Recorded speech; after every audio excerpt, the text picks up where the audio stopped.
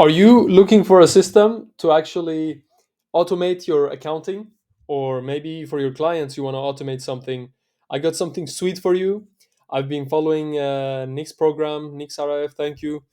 And yeah, I've discovered some small things that might be very helpful to you because yesterday it was taking a lot of my time. So, what have I done here? Let me show you what my sheet looks like. So, I have a sheet which is um, for my development projects, and it's this one. Okay, so as you can see in this sheet, we have all of these outputs from the program now, which is months, which month it is, and then the costs for each month. And where did we get the data from? We got it from here.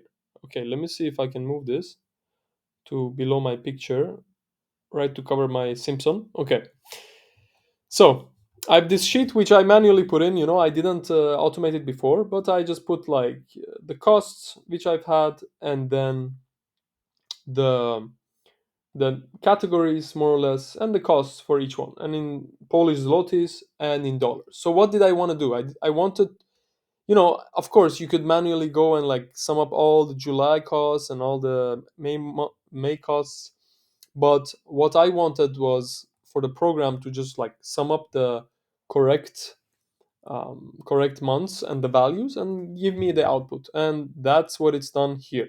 Okay, so let me show you how it works, just so you see that it actually does work. So what is this about? We take a desired date, yeah. So this could be today or any day, and then I don't get too scared. Okay, this is gonna look complicated, but let me show you. Okay, without the repeater, let's just go. Repeater can be the last level. So yeah, we set a month, and then let's just say this and this and this, these two. Let's just say these two didn't exist. We would just take a month, and then our Google Sheet would check if there is a month already in the sheet, and this is in the sum per month sheet. So this is this sheet, right? So if there is already a month here, then what happens? Then we have a filter. I don't know if you can see. If there is no match, and that is true that there is no match, we will proceed. So basically here I'm saying to it, listen, if you're trying to sum up a month which already have been summed up before, relax, don't do it. I want to make a note here. Meanwhile, when you're doing this, I don't know about other programs such as Airtable or ClickUp, but it was really finicky, man, with the date selection. uh, for example, if I would put 2024 10, or let's say if I would go to the custom date format and I put something like that, it's weird, but it was like skipping it. It was not understanding that this exists. Yeah, and maybe I'll show you. Maybe I'll show you very quickly. Let's put the repeater on one repeat, and then okay, let's do this one. So we are checking our sum per month, which is this sheet inside of the main sheet, right? So I'm gonna format this into that. So 2024-05, yeah. So even though it's the same month, and I'm telling it like here, if we put 2024-05, yeah. So I'm saying that from this month, if there is no entry, so if there is no entry, which means that this module will return a bundle which is zero, then uh, then it should, if there is no entry, then it should proceed, right? So look at this. It's probably going to proceed because it doesn't understand. And if you're going to say, Adrian, but maybe this is like 2024 1, or it can be any day, but it doesn't matter because in our filters here, I am saying to it, take the month day 1, and earlier than that same month day 31. So it doesn't matter what hour, whatever, I'm taking the full range. Okay, So this might seem complicated. It might have been better to start building it with you, but if you want that, I'm gonna do that for next video. So look, we're gonna run this, and then it passed through. Okay, you see it passed through. It basically took all of the calculations. So this one takes the data from this sheet, and it goes and finds month 5. So this month it finds these entries. Yeah. So if we look at the output here, you see there's one bundle here which has this amount. The second bundle, geology test. I did some geology test and I lost money on that, but it's okay. And architect and editor. Yeah. So so basically, it didn't find the match, even though we had this, because it's just really bad at like formatting, understanding like the date format. So be careful of that. All right, and you can see it added another entry, which is exactly the same as this entry. So this is not good. That's why we need to have the date formatted like that. Okay. Another thing would be here the text parser. Okay.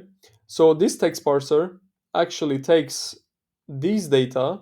Yeah. It takes this column, which is the price, which is column D, and this is here. Yeah. It takes this one and it takes this format, which is accounting format, and it should turn it into just a plain number. So if your client has some other formats, then you're going to have to parse it in a different way. And if you can look at this one here, I'll show you. You go to Regex 101. And one thing I've discovered is that when you're putting your regex there, actually these are different flavors, and the flavor that Make uses is this one, ECMA JavaScript. Okay, so this is the one you should be also using. So let's see. Let's put our bundle inside and see how it filters it. Okay. Um, so let's say we would have this, and I'm not gonna go into the regex right now, but as you see here, we have the output for 80. Yeah. So to put let's try to put one comma, and it still captures that. So that's great. So we're capturing the number from the bundle. Okay. So let's go back here, and this parser is parsing that column and is capturing that one. Here's the thing. Then later I had issues actually with formatting, because again Google Sheets formatting and the formatting in Make doesn't really go together. What I'm trying to say is, when you put a number with a comma, it doesn't work with the numeric aggregator, because this tool, which is just summing things up, it's doesn't take numbers with commas. So you need to clean that up. So that's why I have a cleaner here. So I use the makes replace tool. Yeah.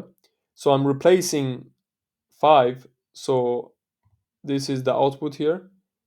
Yeah. So if there is a number with a comma, which we don't have now, it would take that number, replace it, uh, replace the commas with this. Basically just means a space because it's empty between the brackets. Okay. So then you would have the results summed up. So all of that month summed up. And then in this one, we will format it the way we want to and put the target month.